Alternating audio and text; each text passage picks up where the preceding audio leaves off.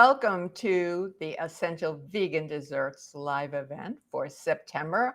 I'm Fran Costigan, the Director of Vegan Pastry at the Rouxbe Online Culinary School, the developer of the Essential Vegan Desserts course. And I'm very proud to be associated with Rouxbe, and I am very proud of the course. I want to welcome everyone who's here today. Thank you for taking time out of your busy days. I know people seem to be, well, I'm busy and everybody I talk to is busy. So I know there are lots of choices for how to spend this time. Thank you for being here. This is an Ask Me Anything, which I like to say, ask me almost anything. And instead of, generally I have a topic, and I will have a topic next month. But even when there is a particular topic for my Essential Vegan Desserts live events, people send in all kinds of questions, and I enjoy answering the questions. If I can't answer your question, if I don't know the answer in the moment, I will get back to you. So I just want to remind everyone, I recognize some people, not everyone. So on your screen, on the right side of your screen, there is a place to ask a question if you would like to. If you haven't already asked a question, I might ask you for a follow-up question. And I would like to welcome in particular my Essential Vegan Desserts students and remind you all in Essential Vegan Desserts, whether you're currently in the course or a graduate, remember to join the Facebook group that is private for the Essential Vegan Desserts course. It's a great place to share some of your experiences, ask a question. Maybe you're looking for a new immersion blender or a food processor or a particular brand of sugar or chocolate. That's a great place to ask those questions. For questions of a technical nature, and this applies to anyone in any Rouxbe course whatsoever, write to support@Rouxbe, and someone from our dedicated team will get back to you really quickly. And if you have a particular question within the Essential Vegan Desserts course, you can always just pop it in the Q&A, which is on your dashboard. If it's something you want to discuss with me personally, write to me at fran@rouxbe.com. In fact, everyone here today is welcome to write to me at fran@rouxbe.com. So some of the questions, I've had a chance to peek at them, and they're quite interesting. I'm looking forward to answering them, so I'm going to get right to it. Kathy G. Well, Kathy Gold is a dear friend of mine. She is the immediate past president of the International Les Dames d'Escoffier International. We are members of Les Dames d'Escoffier Philadelphia, and Kathy owned a culinary school in New Jersey for many, many years, is a wonderful chef and a dear friend who happens to live just 2 floors below me. So Kathy is saying, all your recipes in the course and in your cookbooks are never fail. Thank you, Kathy. Could you please discuss your recipe testing process? I would be delighted to. That is a really big question with a long answer, and I'm going to try to be succinct. So when I'm thinking about a particular recipe that I want to make, I do not go to my cookbooks collection, which is quite vast, to tell you the truth, or I don't go online and look for answers either, or, variations. I wait until afterwards. I think about what it is that I'm doing. Am I making a cream? Am I looking for a particular cake, or just anything? And then I think about foundational principles for making this particular dessert. And in all of the Rouxbe courses, and certainly in Essential Vegan Desserts, we are looking at foundational principles so that I have a place to start. So I start by writing some things down. I generally, In fact, I always scale the recipe down by a half, maybe even a quarter for the test, certainly for the first test. But you have to, I know that I have to maintain the integrity of the dessert. So if I'm testing a cake recipe, for example, I will scale it down and make some cupcakes of the same size that I expect the cake to be, so that I have an idea. Now, every single ingredient, every change matters. So you have to keep really good notes. I have a computer, I have an iPad, I have it all. I have a spreadsheet for scaling recipes up and down. But for me, I am an old school when it comes to writing things down. And so I write things down. I also weigh all my ingredients. I have 2 electronic scales, digital scales, that weigh both in weight, that would be in ounces and grams and milliliters, and I keep notes like that because that's very important. I like to just really create, and so I do that when I'm cooking. It's actually quite hard for me to be so specific, but I don't want to have to go back and say, oh, that was delicious, what did I do? So I'm very careful about that. If I feel like I've made something that is really good the first time, that doesn't happen very often, but it does happen, then I'm good to go and I scale it up and I try again. And then I want to see how the recipe will hold. So I might keep a piece on the counter to see how long until it weeps if it's a pudding, or gets stale if it's a baked good. I put a piece in the refrigerator, I put a piece in the freezer, and that goes for some creams and so on as well. And then more likely I'm going to have to make some tweaks. And then the fact is, you really can only change one thing at a time because every single ingredient makes a difference. Some more than others, the kind of plant milk you use, the kind of flour that you use, the binding agent, and even the spices. I am using currently, and probably forever, because as long as they're available, I think they're so fabulous, burlap and barrel spices. And in fact, the co-founder, Ori Zohar, did a live event with us and learned so much about spices. Their spices are much fresher and stronger than the ones you find in the market. So I might use a little less of those spices. Once I have my recipe set and I'm satisfied, I make it again. I might make it 3 times. Now I have something to show you because this actually represents a pumpkin pudding that I'm working on. This is 2 of the actually 4 tests that I did. Anybody who's in the Philadelphia area or wants to take a trip to Philly, there's a really exciting event happening on November 22nd at the Walnut Hill College. And what it is a vegan Thanksgiving that's based on an actual menu from the late 1700s or early 1800s. I don't remember. And several Philly chefs, myself included, are making these recipes.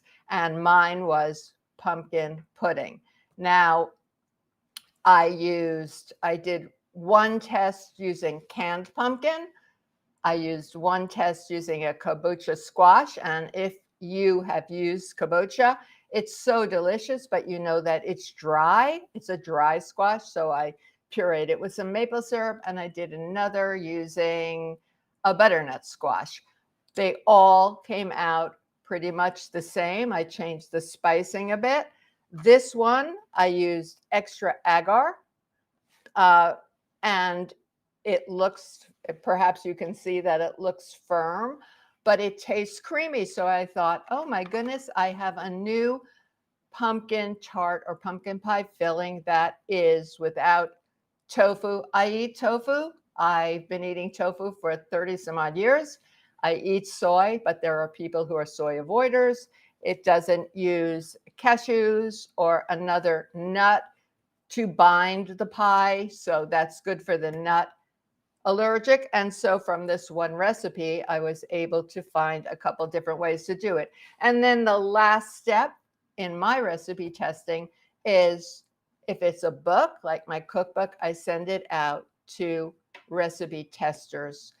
And I have a very long list of questions. Did this work for you? What would you change? Would you make it again? What problems did you have? So that's my process. And I hope that that helps. It sounds tedious. It's a bit of work, but it really helps. Of course, I'm at an advantage because I understand the foundational principles of vegan desserts. I came from the traditional side. I was trained traditionally. And then when I decided that I wanted to become a vegan, eat plant-based, I had to learn about the differences in our ingredients. So that's it, Kath, and everyone else. I hope that that answered your question. I have a question here from Tiziano, who says, I always dreamed of a fondant au chocolat. That's a chocolate cake with a heart that's liquidy. Some of you, many of you may have had that in the center, and lukewarm. How to get that plant-based. I have done that, but I want to say that my chocolate cakes are very, very moist to start with.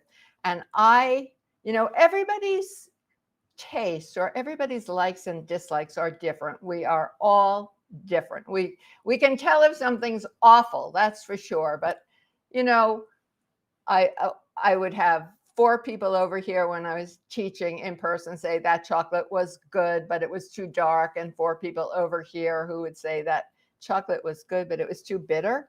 So that kind of thing. I don't actually love cakes with that kind of gooey center, but what I do, because so many people like them, is I bake a chocolate cake, or mini. Here I prefer small ones. So let's say a muffin size or a cupcake size. I get the cake frozen. I cut out the center. It's easier to cut cakes when they're very cold. And then I take one of my vegan truffles, ganache, which is an emulsion of heavy cream and chocolate, depending on the percentage of dairy, non-dairy milk and the chocolate. You're going to get either a pouring ganache like this or a truffle. And I put a truffle inside the cake that I have cut. I put the piece that I cut back on, and I put it back into the oven until it's warm, and it really works beautifully. It's just the same thing to me as the fondant au chocolat. So that's a really good question. Carmen is asking, what is the substitute for chickpeas water for gluten, dairy, and legume intolerance? I believe that question is about what we call aquafaba, which many of you may be familiar with, which is chickpea water that whips into a meringue, or can be used in some applications as an egg replacement. Now, here the question is legume intolerant, because it turns, while chickpea liquid, it's the cooking liquid, not the soaking liquid, is the most reliable in terms of making desserts, with aquafaba meringue being the most popular and the most well-known. People have done it with tofu, and I had one student who wanted a purple meringue, do it with black beans. The chickpea is the best. And for anybody here who isn't intolerant, I'll tell you that in the course we stress reducing the aquafaba, because that really makes a difference. But there are other things that can be used. A particular kind of soy protein, for example, that won't work for you because of the legume intolerance. So it's sold as VersaWhip.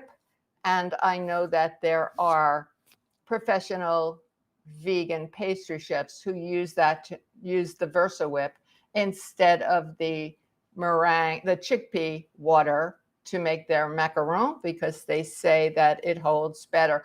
Carmen, if you want to send an email to me at fran@rouxbe.com, I can give you some other suggestions, but it's rather difficult, and I would like to know what it is. Or you can answer me here. You can put another question is, what is the end result that you're looking for? What are you using for the chickpea water, the aquafaba? Anne Marie is asking, can you also make delicious desserts that are gluten-free? Well, definitely, absolutely. I am not gluten-free. I am vegan, so no dairy, no eggs, and no refined white sugar that's filtered through bone char. But I do not have a problem with gluten. However, so many people do. So of course I make gluten-free vegan desserts, and we have many in this course, many. There are gluten-free, there are what we call naturally gluten-free desserts, like a truffle or a baked apple or an agar gel, for example. Those desserts are naturally gluten-free. You don't have to do anything. If you are replacing the flour to make the wheat flour to make a gluten-free cake, that's a little trickier. My go-to is Bob's Red Mill. It's called Bob's Red Mill 1-to-1 all-purpose gluten-free baking flour. And it is complete, meaning there is some xanthan gum in there, and that's necessary for the binding. And what I don't agree with is in many recipes I see that say use 1 cup of AP flour, 1 cup of whole wheat pastry flour, or an equal amount of gluten-free flour, and that isn't correct in my opinion, and certainly hasn't worked. I've tested these things out, but when I might think, oh, that doesn't sound right, but I try a small amount. There are differences. There are differences. So absolutely can make gluten-free desserts that are delicious. Tiziano has another question, and she's asking about pâte à choux for Paris Brest cake. Some of you may know what that is, and she's asking which egg replacer I prefer. And what I will say, Tiziano, is I have never seen a vegan pâte à choux. Pâte à choux is a base. So it's this Paris Brest cake, which is a cake that's cut and then a particular kind of cream goes in, or the same pâte à choux to make eclairs, for example. I did find a recipe once from a well-known vegan recipe developer who I trust. And I made it and I didn't care for it at all. You're talking about a recipe where the ingredients are flour, butter. Okay, flour. Okay, we can have organic flour. That would be vegan. We can have vegan butter if it's the correct kind of high-fat butter. Block, not a spread. Sugar. Okay, vegan sugar. But a typical pâte à choux, you make a panade and it calls for 4 eggs. So there really isn't anything. And I actually did some research. I looked at the pastry chefs who would do things like that. Carolina Molia from L'Artisan Bakery, for example, does a lot of viennoiserie and beautiful croissant and things like that. And also Tony Rodriguez, this book. But the fact is that nobody's doing that. Nobody's doing that. If you're able to develop one, I want to know about that. And Tiziano has another question, and that is, which vegan whipping cream do you use? I don't use vegan whipping cream very often at all. I use full-fat Oatly, which I find is rich, but to make a cream, I will use this, which is Country Crock plant cream, and it's also Violife is the parent company, and that works really well. Oh, let me just scroll back. The person who asked about The flax, their option for aquafaba, I forgot that I put the answer into the Q&A. So there is an option, and it's a flax glop. That's what they call it, flax glop option. And it's in Miyoko Shinner's book called Homemade Vegan Pantry. And it's kind of interesting to me because Miyoko called me right after that book was published, and she said, so that was published right before Aquafaba, the same with my vegan chocolate book. And she said, I really can't believe it. There was no Aquafaba, and I've got this flax glop in my book. I said, that's great. That's an alternative. So I have put the formula here. It's basically you boil 1/2 cup of whole flax seeds in 3 cups of water and strain them. And that takes some doing, that's for sure. They're hard to strain. If it becomes impossible to strain, then add another 1/2 cup of water. And then Miyoko goes on to tell you how to use that to make vegan meringue. I put a link to her book in here. So I hope that helps. Hi, Julie. Julie is asking, can you explain the process of using agar in desserts, particularly the amounts and ratio needed and the amount of time it needs to be at temperature to make sure it sets? Julie, agar is my friend. I love using agar.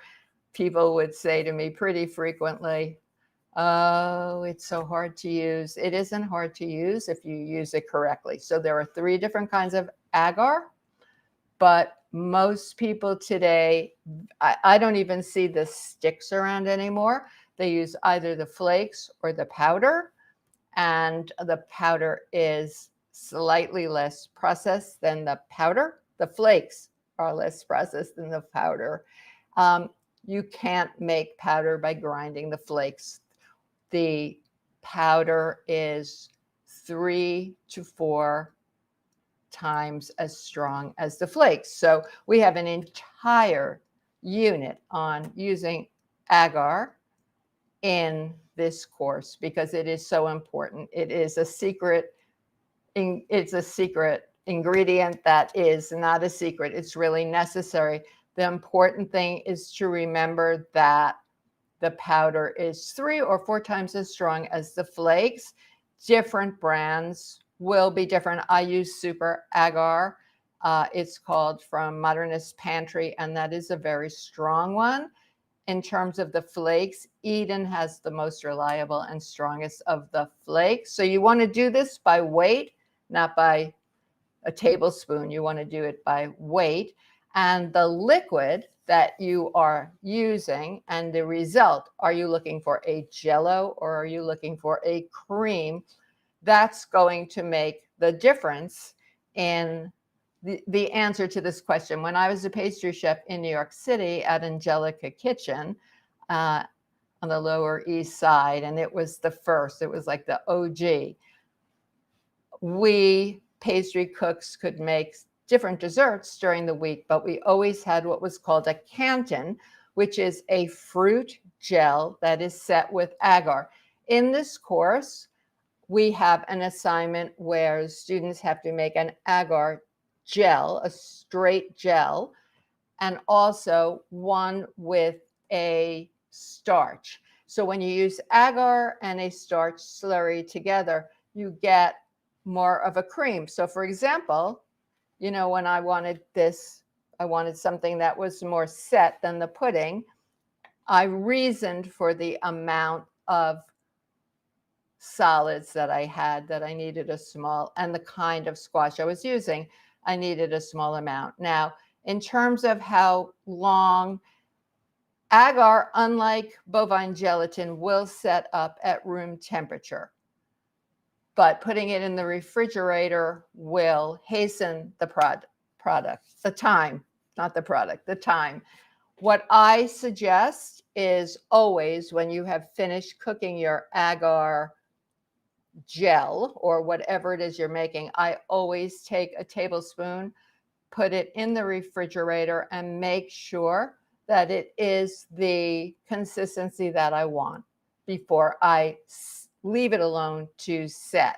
So if the gel is softer than I want, I will dissolve a little more agar in. If it's thicker than I want or firmer than I want for the intended result, then I'll add a little bit more liquid. Agar, unlike bovine gelatin, another difference is that you can actually melt it back down and adjust it if need be. So I hope that sets. Hi, Demetra. Demetra is one of my colleagues here at Rouxbe, and I'm so happy to see you.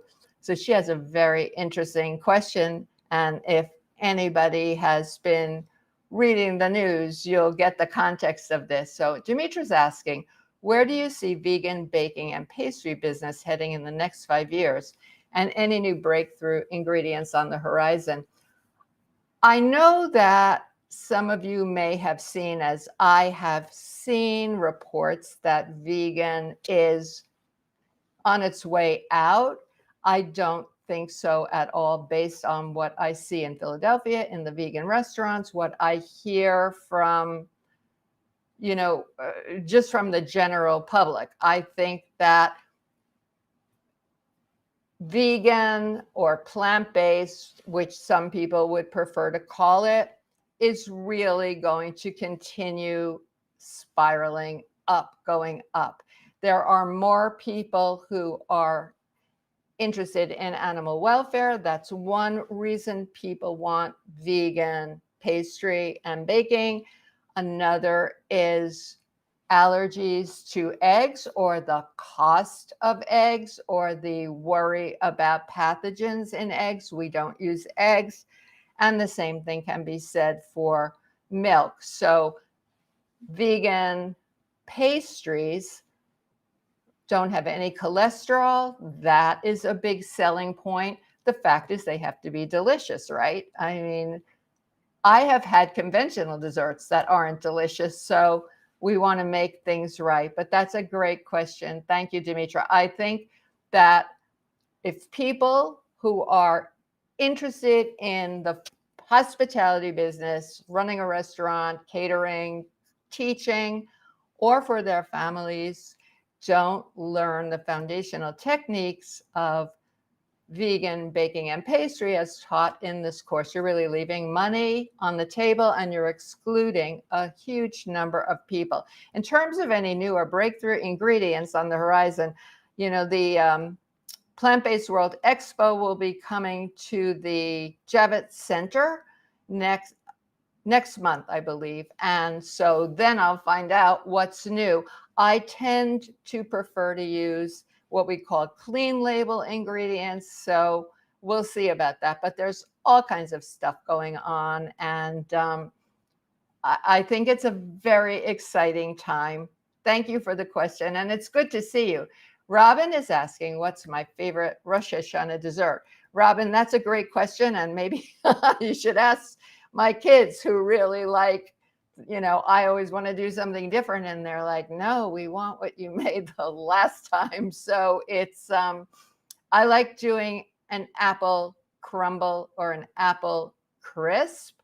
And that's always a winner. And my family loves anything with ice cream, believe it or not. So I generally will make a fudgy brownie with some vegan ice cream and aquafaba meringue and burn it. They love that. And a cookie. But I'd like to know, Robin, what do you like for Rosh Hashanah? I mean, it's the fall. So I went apple picking with my family that lives in Bucks County. I think it was last weekend, as the Soulberry Orchards, it's called. And I personally picked 11 pounds of apples. And there is nothing like an apple right off the tree. I mean, the flavor, the crispness is so delicious. So we went back to their house they picked probably as many, and there were 4 of them. And I just cut up a bunch of apples. I went into the course to grab my apple crisp recipe, and it was so good. It was so good that I got an email from my youngest grandson the next day after I went home, and he said, Franma, that's what they call me, Franma, that crisp was delicious. So let us know, Robin, what you like to make. So Anna Marie, send an email to me at fran@rouxbe.com, and I will definitely send you the email on the vegan Thanksgiving. Right now, it's a save the date only, which is 11/22, but it's definitely happening. And what's really, I think what I didn't say about it was that Seth Tibbetts, who is the founder of Tofurkey, is sponsoring this, and he will be there. Rachel Klein, the chef proprietor of Miss Rachel's Pantry, which is a fabulous little restaurant in Philadelphia. And actually, Rachel beat Bobby Flay. If anybody watches the show last year or beat Bobby Flay, Rachel beat Bobby Flay. She's terrific. She's gathering all the recipes. So that's really terrific. How can we find reliable recipe testers? Well, I used many of my students today. I will tell you that Sally Eckes, who is my literary agent, has a Substack that's very interesting.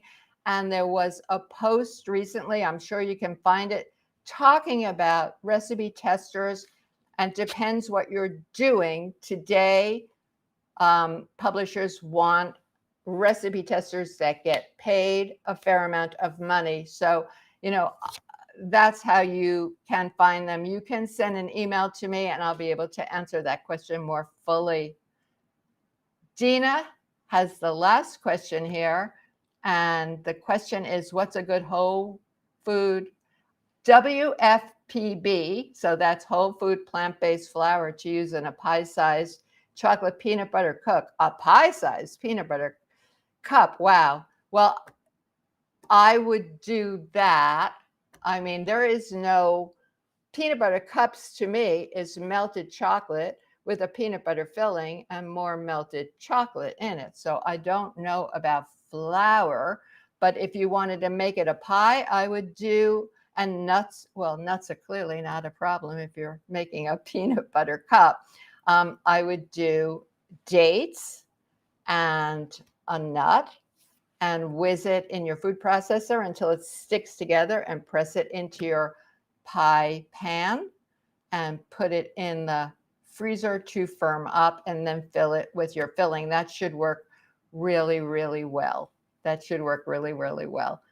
Well, we got through all the questions, and I want to thank you again, everyone, for coming to our Rouxbe Ask Me Anything. I will be back next month in October, and the topic will be fall desserts and thinking differently about the trinity of typical spices, which is for fall desserts, which is cinnamon, nutmeg, and what is it? Cinnamon, nutmeg, and ginger maybe, or mace.